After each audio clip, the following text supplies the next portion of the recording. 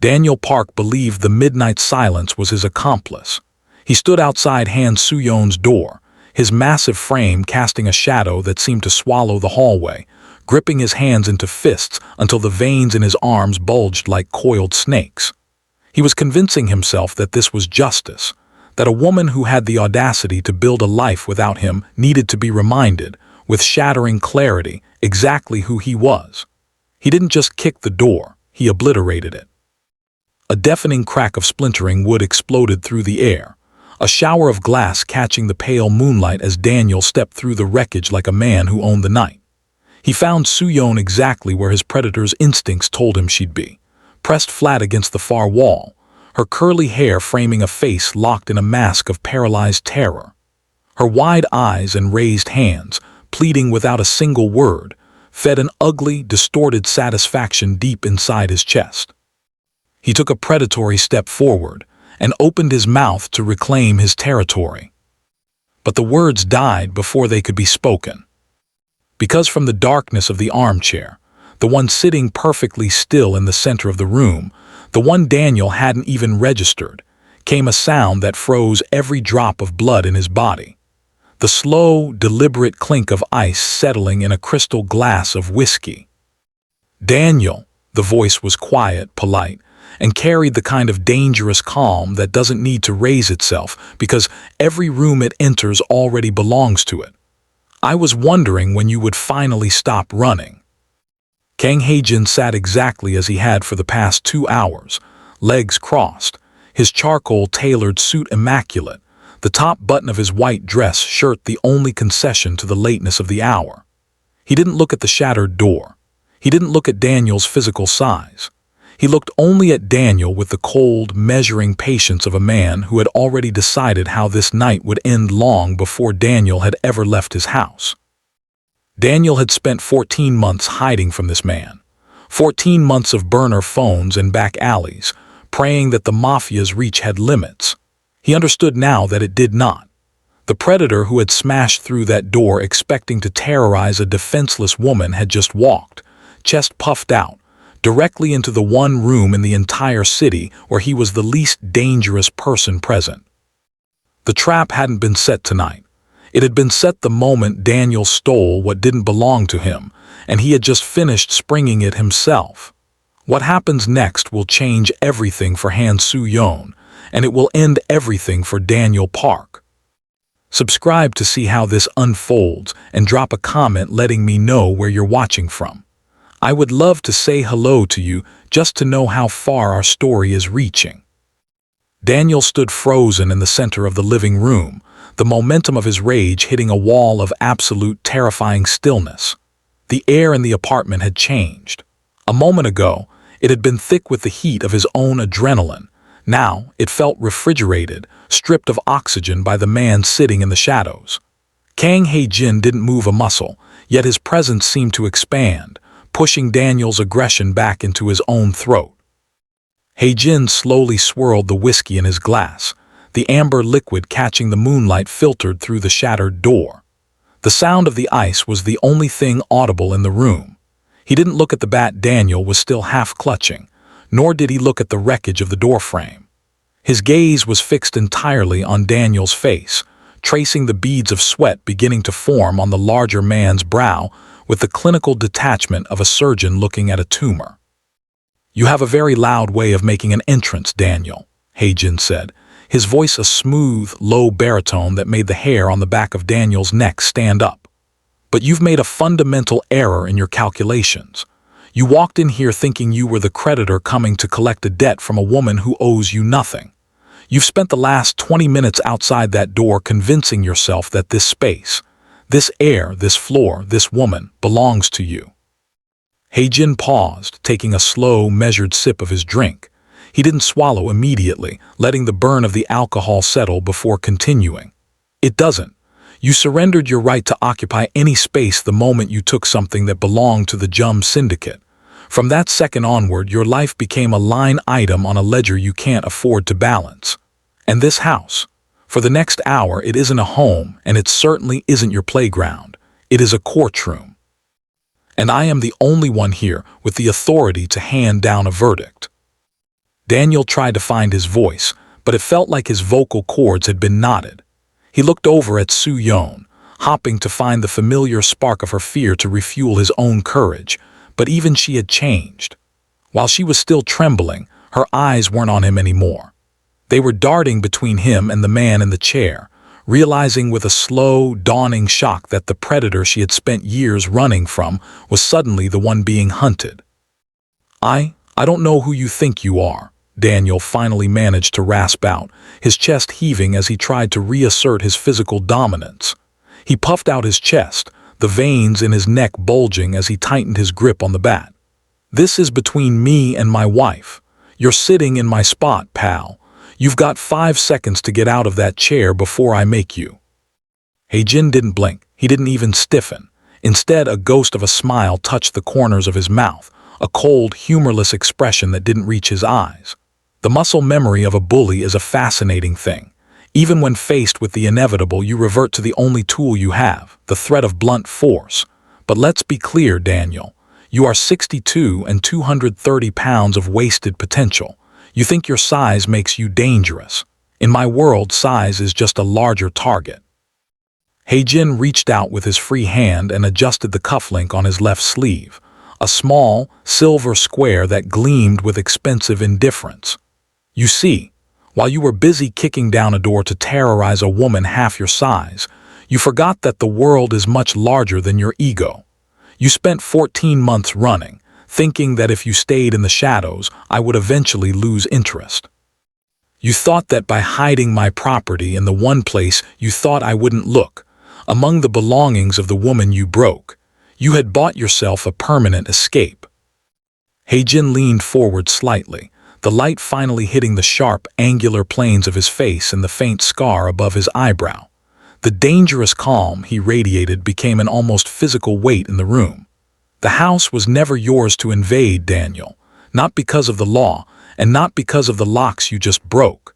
It wasn't yours to invade because I was already here. I have been watching you walk toward this door for 3 blocks. I watched you hesitate at the bottom of the stairs. I watched you work yourself into the pathetic, cheap lather of a man who needs to hurt someone to feel powerful." Daniel took a step forward, the wood of the bat creaking under his grip. The instinct to destroy was battling the instinct to flee, and the heat of his anger was starting to override the cold chill of Hae-jin's presence. "You're talking a lot for a guy sitting in a chair. You think those fancy clothes protect you. You think a glass of scotch makes you a boss." "I think," Hae-jin said, his voice dropping an octave, becoming something sharp and final, "that you are under the impression that we are alone in this room. You are so blinded by your own reflection in the mirror of your rage that you haven't noticed the air hasn't moved behind you since you stepped inside." Daniel's eyes widened. He started to turn his head, the realization hitting him a second too late. The shadows in the corners of the room, the ones he had dismissed as mere darkness, weren't empty. There was a subtle shift in the atmosphere, the sound of silk sliding against silk, the soft, rhythmic breathing of men who knew how to kill without making a sound. Hae-jin set his glass down on the side table with a definitive thud. The sound was like a gavel striking a bench. "The verdict is already written, Daniel," Hae-jin said, his eyes now devoid of even the slight amusement from before. They were as flat and black as a winter sea. "You didn't break into a house tonight. You broke into an interrogation room.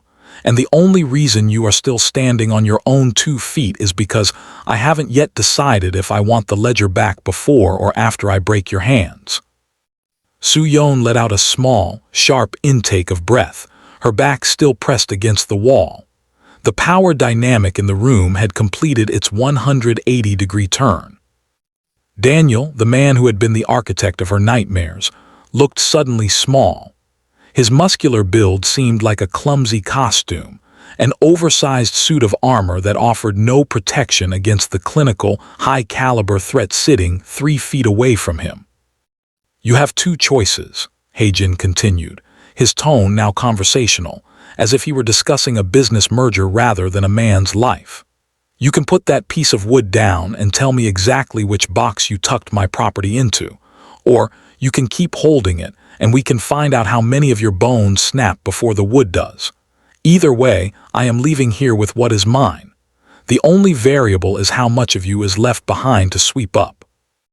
Daniel looked at the bat, then at Hae-jin, then at the dark shapes moving almost imperceptibly in the periphery of his vision.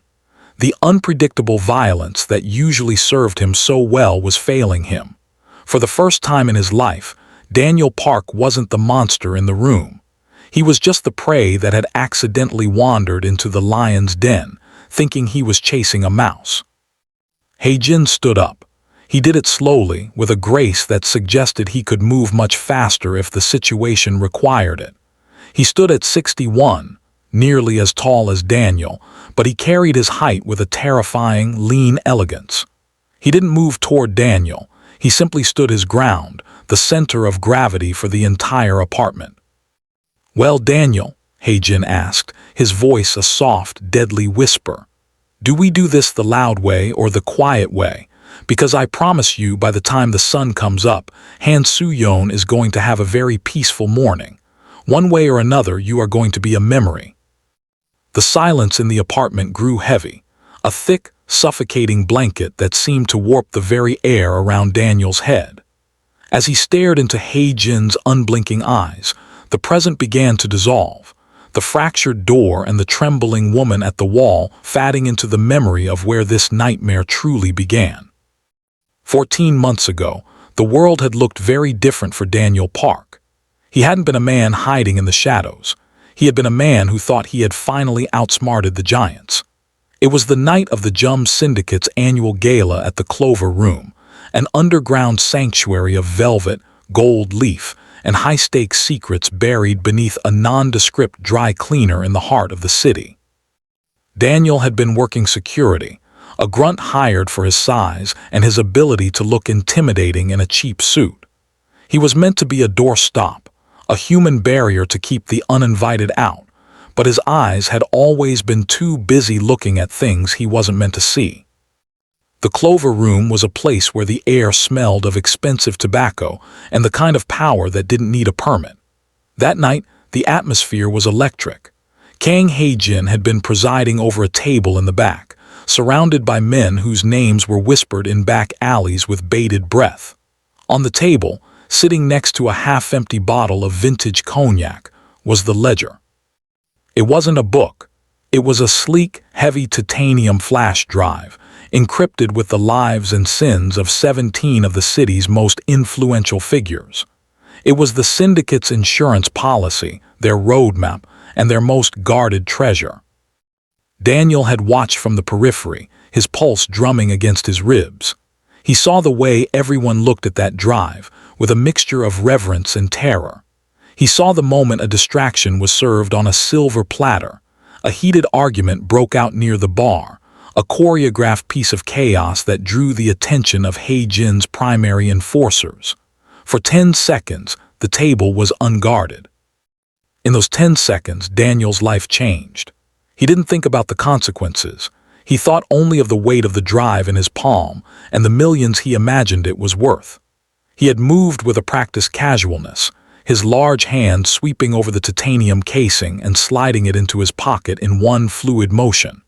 He had finished his shift with a steady heart, nodding to the other guards, walking out into the cool night air feeling like a god. He had gone straight to Soo-yeon. At the time, they were still married, though the walls of their home were already scarred from his temper. He had burst through the door, his eyes wide and manic with a triumph she didn't understand. He didn't tell her what it was.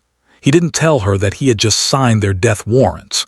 He only told her that they were going to be rich, that he was finally the man he was supposed to be. But as the days turned into weeks, the weight of the drive began to crush him. The news didn't carry stories of the theft. The syndicate didn't call the police, but the silence was louder than any siren. He started seeing black SUVs on every corner. He started noticing men in tailored suits watching his apartment. The paranoia fed his rage, and he took that rage out on the only person he could control, Soo-yeon. He remembered the night he realized he couldn't keep the drive on him. He had been sitting in their small kitchen, the drive cold against his thigh, watching Soo-yeon pack a box of her favorite books. She was planning to leave him. He could see it in the way she avoided his gaze, the way she moved with the careful grace of someone walking on eggshells. A cruel, desperate idea had taken root in his mind. He waited until she went to the bathroom, and then he reached for a heavy, hardcover novel she had cherished since university. He opened it to the middle, to page 200, and tucked the slim titanium drive into the deep crease of the spine, pressing it down until it was invisible. He had watched her take that book.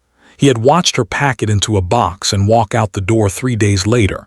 He let her go, not out of kindness, but because she had become his unwitting vault. He figured if the syndicate caught him, he didn't have it. If they followed her, he would know. She was his insurance, his GPS, and his victim all at once. The memory snapped back to the present as a drop of cold sweat finally broke from Daniel's forehead and traced a slow path down his cheek. He looked at Hae-jin, who was still standing with that terrifying, sculptural grace, and realized that the man in the chair hadn't been guessing. Hae-jin had known about the Clover Room from the start. He had allowed Daniel to run. He had allowed Daniel to lead him right to the vault. "You thought the Clover Room was a lapse in my security," Hae-jin said, his voice cutting through the memory like a blade. "You thought you were a ghost, Daniel, but ghosts don't leave footprints. You left a trail of broken glass and bruised skin from the moment you stepped out of that club. You didn't steal that ledger. I let you carry it for me until I was ready to collect the interest." Daniel's grip on the bat faltered. The muscular bravado that had sustained him for 14 months was evaporating, leaving behind nothing but the raw, trembling reality of a man who had stolen fire from a god and was finally feeling the burn. Hae-jin took a step closer, his shadow falling over Daniel, extinguishing the last bit of moonlight. "You used her as a shield," Hae-jin whispered, his voice vibrating with a quiet, lethal disgust. "You put the weight of my world inside her books, hoping I would break her to get to it. But you forgot one thing about the Jum Syndicate, Daniel. We don't break what we intend to protect. We only break what gets in the way." The realization hit Daniel like a physical blow. Hae-jin wasn't just here for the ledger. He was here to close the account on the man who had dared to bring the syndicate's business into the home of a woman who had already paid her debts in blood and tears. The house was a courtroom, and the evidence was hidden in a book just a few feet away, but the sentence was already being served in the cold, black depths of Kang Hae-jin's eyes. The stillness of the room was absolute, a fragile glass casing that felt like it might shatter at the slightest breath. Soo-yeon remained pressed against the wall, her lungs burning with the effort of breathing as quietly as possible. Her eyes were fixed on the bookshelf behind her, a modest collection of stories she had carried like talons from the wreckage of her marriage. She didn't understand the talk of ledgers or syndicates, but she understood the way Daniel was looking at those books now. It was the look of a man seeing a life raft in a storm he had created. Hae-jin didn't turn his head, yet he seemed to sense the direction of Daniel's frantic thoughts. He stood motionless, his silhouette a sharp, dark blade against the moonlight. "You've always been a creature of habit, Daniel," Hae-jin said, his voice dropping to a whisper that carried more weight than a shout. "Even when you're desperate, you aren't original. You chose the one thing she loved most because you knew she would guard it. You didn't just hide your sins. You made her the unwilling accomplice to her own destruction." Daniel's gaze darted to the third shelf. His chest heaved, his muscular frame looking clumsy and burdened. "I don't know what you're talking about," he spat, though the tremor in his hands betrayed the lie. "Those are just books. She's a reader. I never touched her things." "Lying to me is an expensive waste of time," Hae-jin replied. He finally moved, not toward Daniel, but toward the bookshelf. He walked with a predator's grace, each step silent on the hardwood floor. He stopped in front of the collection and ran a long, pale finger along the spines. He paused over a weathered, hardcover edition of a classic novel, the one Soo-yeon had read until the edges frayed during the loneliest nights of her life. Soo-yeon felt a cold spike of realization. She remembered the day she had packed that specific book. It had felt heavier than usual, but she had dismissed it as the weight of her own exhaustion. She remembered how Daniel had stood in the doorway, watching her tuck it into the bottom of a cardboard box, a strange, jagged smile playing on his lips. She had thought it was a smile of triumph because she was leaving. She hadn't realized it was the smile of a man who had just turned her heart into a safe deposit box. Hae-jin pulled the book from the shelf. The motion was slow, almost reverent. He held it in one hand, the moonlight catching the faded gold lettering on the cover. A story about sacrifice and hidden truths, Hae-jin mused, his eyes never leaving the volume. How poetic of you, Daniel, or perhaps just convenient. Daniel's composure broke. The unpredictable violence that defined him surged forward, a final, desperate attempt to reclaim the narrative. He lunged, not at Hae-jin, but toward the book, his heavy boots thudding against the floor. "Give me that. That's hers. You have no right." He didn't even get close. From the periphery of the room, a shadow detached itself from the wall near the kitchen. A man Daniel hadn't even seen, shorter than Daniel but built like a pillar of iron, stepped into his path. With a motion so fast it was almost invisible, the enforcer caught Daniel's extended arm and pivoted. The sound of a joint reaching its limit echoed in the small apartment, followed by the dull thud of Daniel being driven to his knees. The baseball bat clattered away, rolling across the floor until it tapped harmlessly against the baseboard. Hae-jin didn't even flinch at the scuffle. He remained focused on the book. He opened it, the spine creaking in the silence. He flipped the pages with a steady hand, the paper whispering as it turned. Page 150, 175, 190. He stopped at page 200. There, nestled deep in the crevice where the pages met the binding, was a slim, matte black sliver of titanium. It looked like a splinter of the night itself. To Daniel, it was a fortune. To Hae-jin, it was the return of his order. To Soo-yeon, it was the physical proof that her entire life had been a pawn in a game she didn't even know was being played. Hae-jin tilted the book, and the drive slid into his open palm. He closed his fingers around it, the metal disappearing into his hand. 14 months, Hae-jin whispered, looking down at the kneeling, panting man on the floor. 14 months of my life spent tracking a man who thought he could hide behind a woman's soul. He looked over at Soo-yeon then. For the first time, the dangerous calm in his eyes softened into something resembling pity. He didn't just break your door tonight, Soo-yeon. He's been breaking into your peace every day that this was in your house. He turned your sanctuary into a target.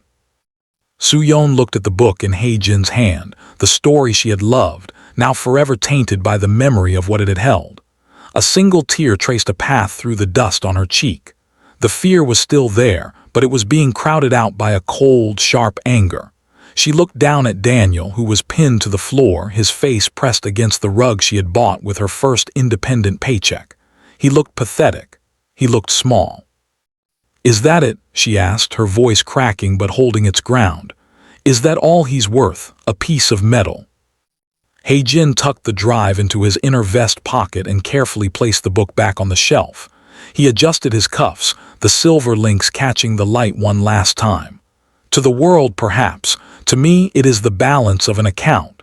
To you," he looked at the shattered doorway and then back at her. "To you, it is the end of the debt you never owed." He turned back to Daniel, the coldness returning to his features with the finality of a closing tomb. "You were right about one thing, Daniel. You did make her who she is today. You made her the woman who watched you fall." Hae-jin signaled to the men in the shadows. The room seemed to fill with movement as two more figures appeared, their presence clinical and absolute. The armchair verdict had been delivered, the evidence had been seized, and now the extraction was beginning. Daniel began to plead, his voice a frantic, high-pitched string of excuses, but the air in the room didn't acknowledge him anymore. He was already a ghost. Soo-yeon watched as they hoisted him up. She didn't look away. She watched the man who had haunted her dreams being hauled toward the wreckage of her front door. She realized then that the trap hadn't just caught Daniel, it had finally released her. The weight of page 200 was gone, and for the first time in years, the shelf behind her held nothing but stories. The pressure in the room had reached a physical limit, the kind of density that precedes a lightning strike. Daniel was pinned to the floor, the rough fibers of the rug pressing against his cheek, but the humiliation was doing what fear couldn't. It was curdling into a final, suicidal burst of weaponized rage. He had always been a man who believed that if he couldn't own a room, he would burn it down. As he felt the enforcer's grip tighten on his arm, the last of his sanity snapped. "You think you've won." Daniel's voice was a jagged tear in the silence, thick with a desperate, wet rattle. "You think you can just sit there in your suit and take everything. This is my life. She's my wife." With a roar that sounded more like a wounded animal than a man, Daniel threw his entire weight backward. He didn't care about the clicking sound in his shoulder or the sudden, sharp agony of a tendon overextending. The sheer, unexpected violence of his movement caught the enforcer off balance for a split second, a fraction of a heartbeat, but enough. Daniel wrenched his arm free, rolling across the floor with a frantic, uncoordinated speed. He didn't go for the door. He didn't even go for the bat. His eyes were locked on Soo-yeon. If he was going to be destroyed, he would make sure the man in the chair didn't get what he wanted either. He lunged for her, his large hands outstretched like talons, his face twisted into a mask of pure, unpredictable violence. He wanted to feel her neck under his fingers. He wanted to see the light go out of her eyes so that Hae-jin would be left with nothing but a corpse and an empty room. Soo-yeon let out a strangled cry, her hands flying up to protect her face. But before Daniel could close the distance, before his fingers could even brush the fabric of her pajamas, the air in the room seemed to fold. Hae-jin hadn't moved from his spot, but his enforcers moved like shadows cast by a flickering flame. The man who had been holding Daniel was on him in an instant, but a second figure, one who had been standing by the window, intercepted Daniel with a surgical precision that made the previous scuffle look like a rehearsal. A heavy boot connected with Daniel's midsection, the sound of the impact like a mallet hitting a side of beef. The air was driven from Daniel's lungs in a violent huff, and he was lifted off his feet by the sheer force of the blow. He hit the wall with a sickening thud, just inches from where Soo-yeon stood, and slumped to the floor, his body finally failing to keep up with his delusions. "Enough," Hae-jin said. The word wasn't loud, but it carried the weight of a falling guillotine.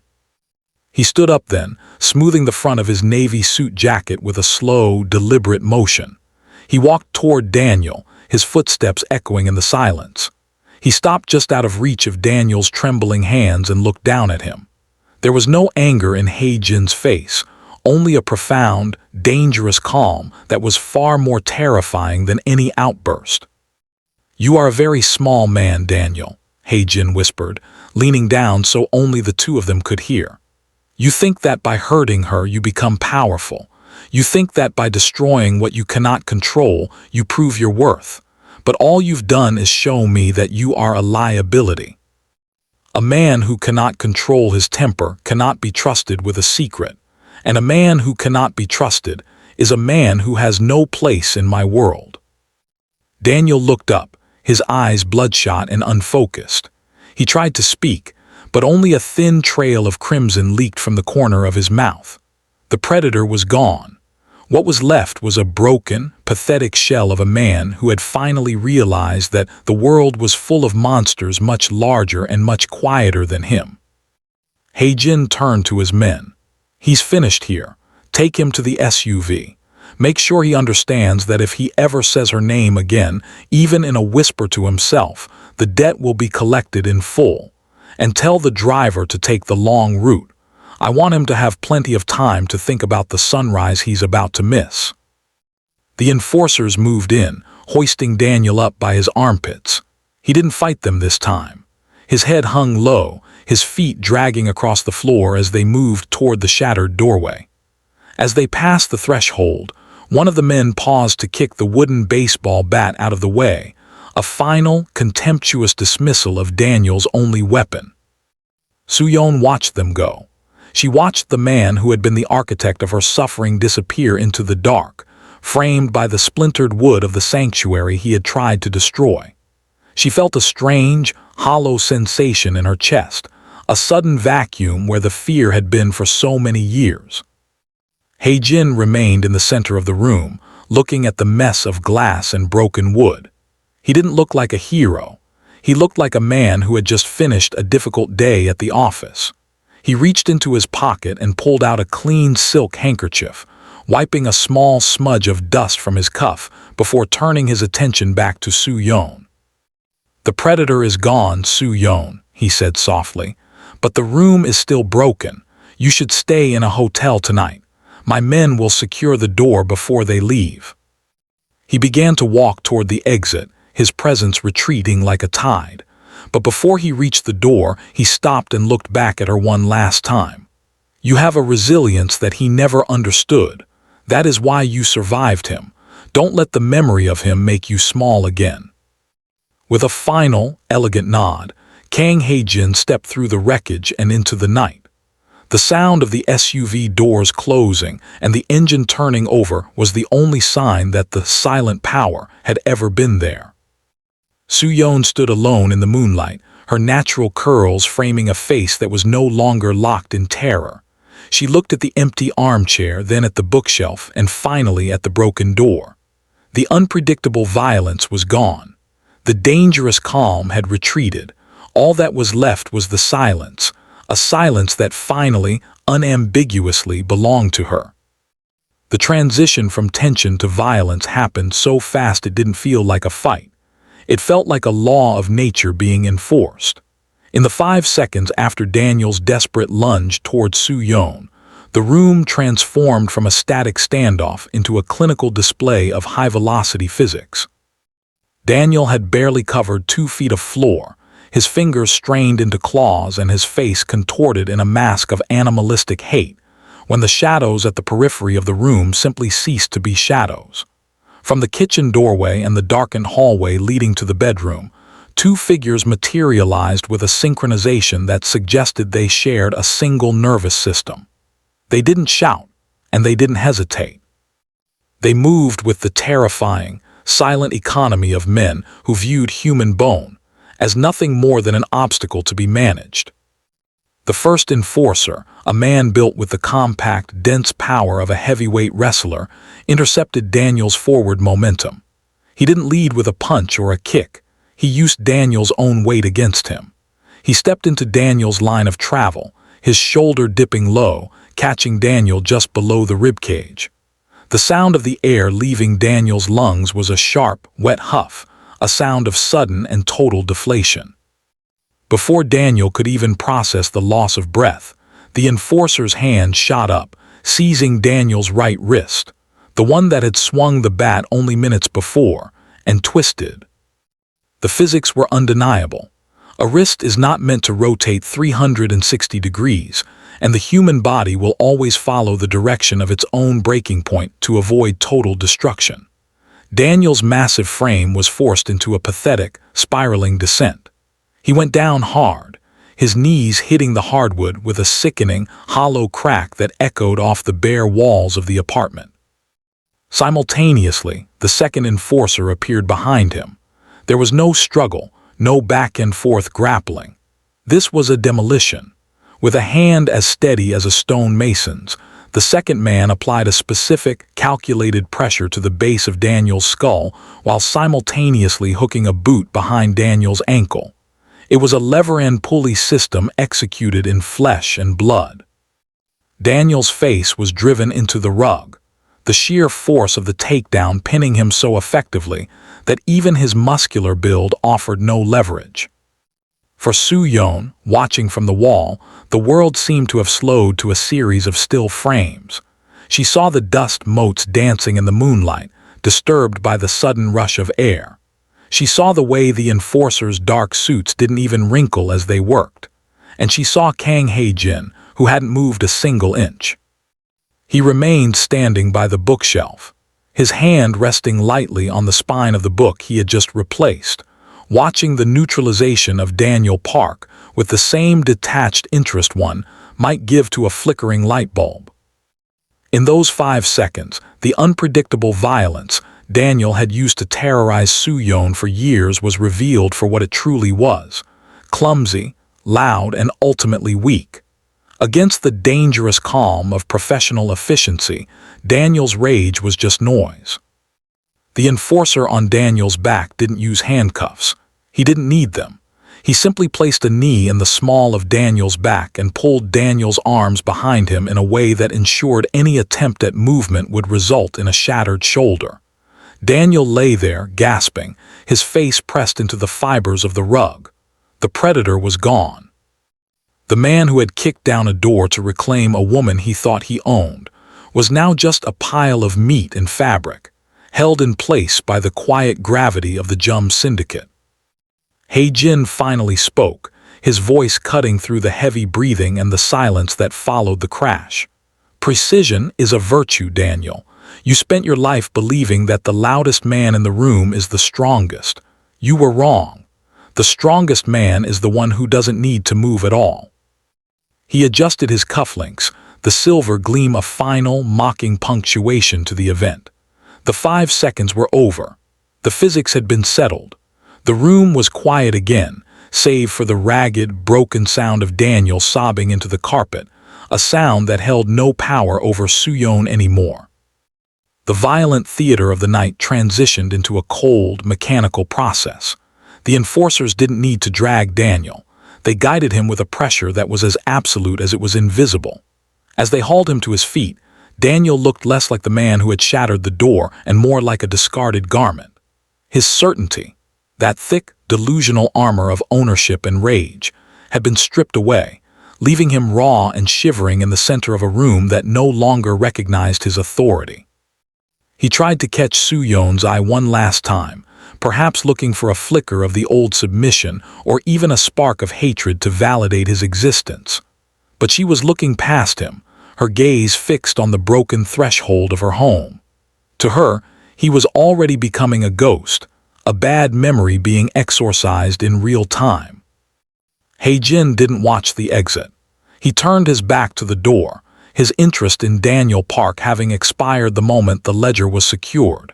He signaled with a brief, dismissive wave of a pale hand, and the enforcers moved. The walk out of the apartment was a procession of quiet humiliation. Daniel's heavy boots, which had sounded like thunder upon his arrival, now scuffed uselessly against the floorboards. As he was led through the splintered frame of the front door, he saw the wreckage of his own making, the jagged shards of wood and glass that he had used to announce his arrival. Now, they were just debris he had to step over on his way to an uncertain end. Waiting at the curb was an unremarkable black SUV. It sat idling with its lights off, a dark void against the suburban street. There were no sirens, no shouting neighbors, no drama. The world remained asleep, unaware that a predator was being removed from its midst. The lack of fanfare was the ultimate insult to Daniel's ego. His grand reclamation was ending in a silent, professional extraction. One of the enforcers opened the rear door, the interior of the vehicle glowing with a dim, clinical light. Daniel hesitated, his knees buckling slightly as the reality of the long route Hae-jin had mentioned began to settle into his bones. He looked back at the house, at the warm light spilling out from the broken doorway, and for the first time the weight of his losses hit him. He wasn't just losing Soo-yeon, he was losing the world. The enforcer's hand landed on the back of Daniel's neck, not with anger but with a firm, guiding shove that brooked no argument. Daniel was folded into the backseat, the door closing with a heavy, pressurized thud that seemed to seal the air out of his lungs. Through the tinted glass, the neighborhood looked distorted and gray, a place he no longer belonged to. As the SUV pulled away from the curb, gliding into the darkness without a sound, the man who had broken in to remind her who he was sat in the back, realizing that he was the only one who would ever remember that version of himself. He was stripped of his boots, stripped of his bat, and stripped of the fear he had used as a currency. Inside the apartment, the silence that followed the vehicle's departure was thick and transformative. Soo-yeon stood in the center of her living room, her hands slowly lowering to her sides. The vibrations of the heavy boots were gone. The sound of Daniel's breathing was gone. The street outside returned to its midnight stillness, and the black SUV disappeared into the network of city lights, taking the chaos with it. Daniel Park had entered the house like a storm, but he left it like a secret, handled by men who specialized in making things disappear. The heavy thud of the SUV's door closing echoed through the room like a final period at the end of a long, brutal sentence. The silence that rushed back into the apartment was different than before. It was no longer a vacuum of fear, but a space of heavy, clinical finality. Kang Hae-jin remained in the center of the room, his presence as steady and architectural as the walls themselves. He didn't look at the door where Daniel had just been dragged out. His attention was focused entirely on the small, black titanium drive resting in his palm. He turned it over once, the matte surface absorbing the moonlight, before sliding it into the interior pocket of his charcoal blazer. It was a movement of practiced ease, the closing of a transaction that had cost a year of surveillance and a night of shattered glass. Only then did he turn his gaze back to Soo-yeon. She was still standing by the wall, her hands slowly lowering to her sides, her chest rising and falling in shallow, jagged breaths. The dangerous calm she had observed in him throughout the night hadn't dissipated, but as he looked at her, the sharp, lethal edge of his eyes seemed to retract. He saw the way she looked at the bookshelf, the way she looked at her own home as if it were a crime scene she was seeing for the first time. "He won't be coming back, Soo-yeon," Hae-jin said. His voice was quiet, stripped of the jagged authority he had used to dismantle Daniel. "The Jum Syndicate does not leave loose ends, and a man like Daniel Park is a loose end that has finally been tied." He reached into the same pocket where he had tucked the drive and withdrew a thick, cream-colored envelope. It was heavy, the edges sharp and pristine, looking entirely out of place against the backdrop of splintered wood and scattered glass. He walked toward the small coffee table in the center of the room, his footsteps light and rhythmic, and placed the envelope down next to his empty whiskey glass. "This is not a gift," he said, his voice carrying a soft, measuring weight. "And it is certainly not an apology. My organization occupied your home tonight because a man you once knew turned your life into a hiding place. We used your sanctuary as a trap. In my world, that requires a settlement of the account." Soo-yeon looked from the envelope to the man in the suit. She didn't move toward the table. "I didn't ask for any of this," she whispered, her voice finally finding its strength, though it was threaded with a weary, lingering shock. "I didn't ask for him to come here, and I didn't ask for you to be sitting in that chair." "No one asks for the weather to change," Hae-jin replied, adjusting his cufflink with a slow, deliberate motion. "But when the storm passes, you are left with the debris. Inside that envelope is enough to ensure that you never have to worry about where you sleep, or which doors you choose to lock for a very long time. Consider it compensation for the intrusion. Consider it the price of the silence I am taking with me." He took a step toward the doorway, pausing as his boot crunched on a shard of glass. He looked down at the wreckage of the doorframe, the unpredictable violence of Daniel's entry still visible in every jagged splinter. "I have already instructed my associates to secure this entrance before they depart," Hae-jin continued, looking back at her one last time. "A new door will be installed tomorrow. Until then, a guard will remain outside your building. You won't see him, but he will be there. You've had enough intruders for one lifetime." Soo-yeon watched him, her warm brown eyes searching his sharp, pale features. She saw the scar above his eyebrow, a reminder that even the man with the silent power had faced his own violence. "Why?" she asked. "You have what you came for. You could have just left me with the mess." Hae-jin tilted his head slightly, a ghost of a smile, something cold yet oddly respectful touching his lips. "Because, Soo-yeon, there is a difference between a predator and a professional. A predator takes what he wants and leaves a trail of blood. A professional ensures that when the business is done, the ledger is balanced. You owed us nothing, yet you carried our weight for 14 months. The account is settled." With that, he stepped through the broken frame of her life and into the midnight air.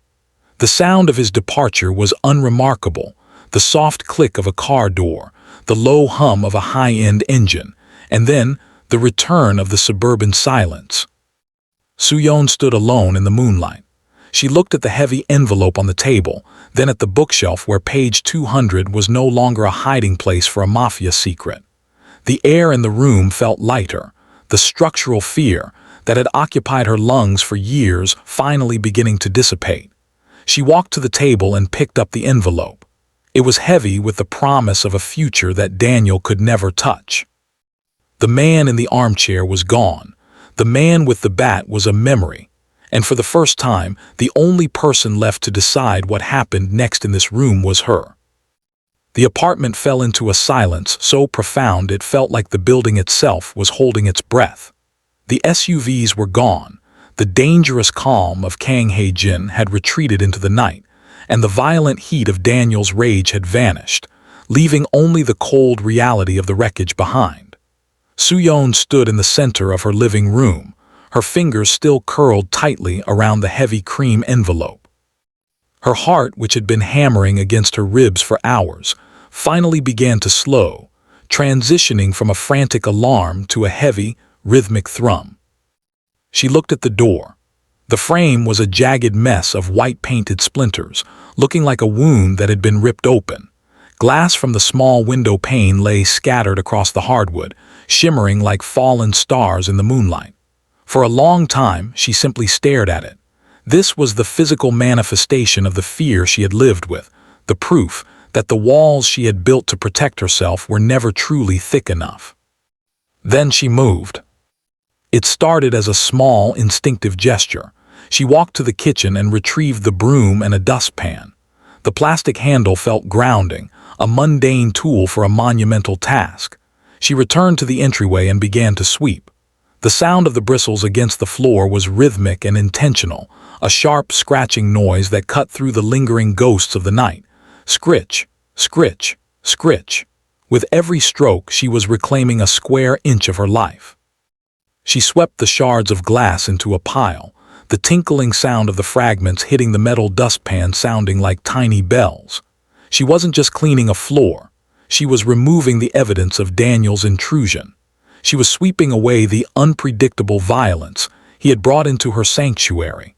Every piece of glass she collected was a shard of the power he had held over her, now reduced to nothing more than sharp-edged trash. She moved to the bookshelf next. She looked at the novel Hae-jin had pulled down, the one where page 200 had served as a hidden vault for a mafia secret. She took the book from the shelf and opened it. The spine creaked, but the weight was gone. The titanium drive was a memory, and the structural fear that had been tucked between its pages had been seized and carried away. She smoothed the paper with her thumb, closing the book and placing it back on the shelf, but this time she turned its spine inward. She didn't want to see the title for a while. She wanted the shelf to be just a shelf again. As she worked, a strange, quiet strength began to fill the vacuum where her terror had lived. She found herself noticing things she had been too afraid to see before. She noticed the way the moonlight hit the beige rug, the soft texture of the curtain she had picked out herself, and the absolute, radical stillness of the air. There was no one coming to scream at her. There was no one coming to tell her she was small. She gathered the splintered wood of the doorframe and placed the pieces into a heavy-duty trash bag. The weight of the wood was surprising, a reminder of the force it had taken to break in, but as she tied the knot at the top of the bag, she felt a surge of defiant ownership. She dragged the bag to the kitchen, her movements becoming more fluid, more certain. She walked to the window and looked out at the street. It was empty, save for a single, dark sedan parked a few houses down, the guard Hae-jin had promised. Normally, the sight of a stranger watching her house would have sent her into a spiral of panic, but tonight it felt like a silent pact. The silent power had left a sentinel to ensure her peace was not disturbed again. She returned to the coffee table and looked at the whiskey glass Hae-jin had left behind. A single, melted ice cube sat at the bottom, a tiny pool of water that was the only physical proof he had been there. She picked up the glass and carried it to the sink. She washed it with slow, deliberate care, the warm water rinsing away the scent of expensive peat and cold judgment. She dried it and put it away in the back of the cupboard. Finally, she sat down on the sofa, the heavy envelope resting in her lap. She didn't open it yet. She didn't need to know the exact number to understand what it represented. It was the compensation for a year of stolen sleep. It was the means to buy a new door, a better security system, and perhaps a life where she didn't have to look over her shoulder. She looked at her hands. They were no longer trembling. The natural curls that had framed a face of pure paralyzed terror only an hour ago now fell over shoulders that felt squared and solid. She reached out and turned off the lamp, letting the apartment fall into the natural, soft gray of the pre-dawn light. The shards were gone, the floor was clean. The intruder was a ghost in the back of an unremarkable SUV, and the mafia boss was a shadow in the city's ledger. Soo-yeon leaned her head back against the cushions and closed her eyes. For the first time in her adult life, she wasn't waiting for the other shoe to drop. She was simply waiting for the sun to rise. The room was hers. The silence was hers. And as the first hint of blue began to bleed into the horizon, she realized that the most dangerous person in the room wasn't the man with the bat or the man in the suit. It was the woman who had survived them both and was still standing to sweep up the mess. The blue of the pre-dawn hour began to bleed into the edges of the room, turning the harsh shadows of the night into a soft, hazy gray. Soo-yeon remained on the sofa, her body finally beginning to settle into a deep, heavy relaxation that felt almost foreign. For years, her internal clock had been calibrated to the volatile weather of Daniel's mood. She had learned to read the tightening of a jaw like a coming storm, and the silence of a hallway like the humidity before a strike of lightning. But as the darkness lifted, she realized that the barometer of her life had finally been recalibrated. She stood up and walked toward the window, the movement no longer a survival instinct to check the locks, but a quiet act of curiosity. Outside, the street was beginning to wake. The dark sedan that had held Hae-jin's sentinel was gone, leaving only the empty curb and the long, stretching shadows of the oak trees. The silent power had retreated back into the world of ledgers and syndicates, leaving behind a neighborhood that looked exactly as it had yesterday, yet was fundamentally different for the woman standing within it. Soo-yeon leaned her forehead against the cool glass. The horizon was now a thin line of vibrant orange and soft violet, the sun beginning its slow, inevitable climb. It was an unremarkable event, one that happened every day, but to her, it felt like a premiere. She watched the light catch the edges of the leaves and the shingles of the neighboring houses, illuminating a world where she was no longer a secret to be kept or a property to be reclaimed. She thought about the heavy envelope still sitting on the coffee table. She knew it contained the means to change her physical reality, to move, to hide, or to build. But as the warmth of the first rays of sun touched the living room floor, she realized that the greatest compensation wasn't the money. It was the sudden, radical absence of a specific type of noise. The noise of Daniel's expectations, the noise of his threats, and the noise of her own heart trying to beat quietly enough to avoid detection. She walked to the kitchen and filled the kettle. The sound of the water beginning to hiss was the only thing filling the apartment. She stood there, watching the steam rise, and realized she wasn't bracing for a door to kick open or a voice to roar her name. The unpredictable violence had been extracted with surgical precision, leaving behind a scar that was already beginning to heal. When the tea was ready, she took it back to the living room and sat in the armchair, the very one where Kang Hae-jin had delivered his armchair verdict. The chair no longer felt like a throne for a mafia boss. It felt like a piece of furniture in a home that belonged to her. She looked at the bookshelf, where the spine of her favorite novel was now turned inward, a silent guardian of the night's secrets. She knew that eventually she would turn it back around. She would read those pages again, and they would no longer taste like titanium or fear. The sun was fully above the horizon now, flooding the room with a brilliant, unforgiving light that made the dust motes dance and the clean floor shine. Soo-yeon took a slow sip of her tea, feeling the warmth spread through her chest. She looked at the broken doorframe one last time. It was just wood. It was just glass. It was something that could be fixed, unlike the years she had spent as a shadow of herself. She put the cup down and uncrossed her arms, smoothing the fabric of her pajamas. The natural curls framing her face caught the sunlight, and for the first time in a decade, her expressive eyes held no trace of the structural fear that had been her background condition. She was no longer reading the weather. She was the atmosphere. The new dawn had arrived, not with a shout or a dramatic flourish, but with the quiet, radical fact of a new day. Soo-yeon stood up, walked to the center of the room and took a deep, unrestricted breath. The air was clear. The account was settled. And as she turned to face the rest of her life, she realized that the most powerful thing in the entire city wasn't a mafia syndicate or a mountain of a man. It was the unremarkable, absolute peace of a woman who was finally, unambiguously, her own. The story of Han Soo-yeon's reclamation has reached its end, but the world Kang Hae-jin leaves behind is never truly empty. This story serves as a powerful narrative on the nature of power, accountability, and the reclamation of self. Beyond the high-stakes drama of the mafia and the thriller elements, there are several core lessons to be drawn from the collision of these three characters. 1. The delusion of controlled chaos. The antagonist Daniel represents chaos, the belief that volume, physical size, and unpredictable violence equate to power. His lesson is a cautionary one. Aggression is often a mask for inadequacy.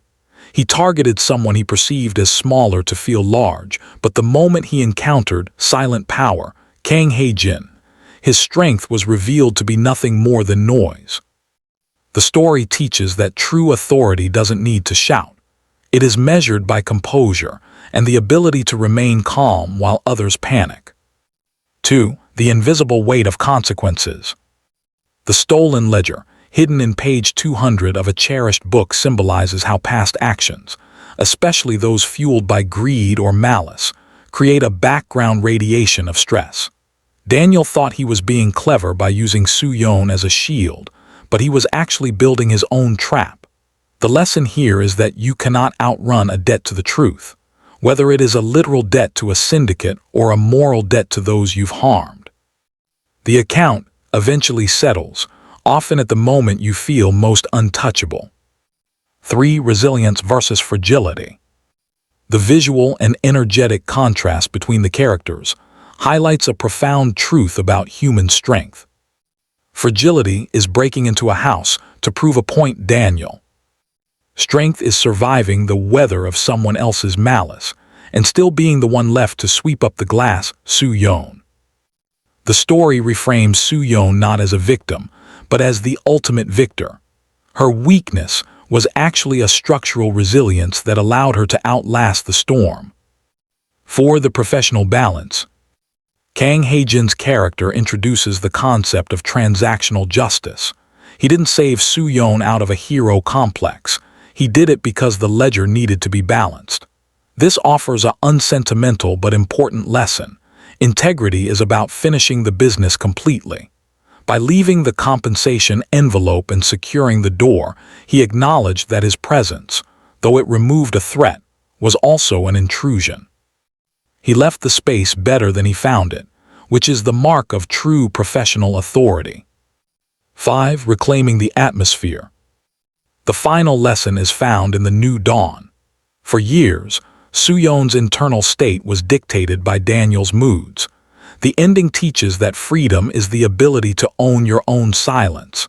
When she stopped reading the weather and started existing in her own peace, she transitioned from a character in someone else's story to the author of her own.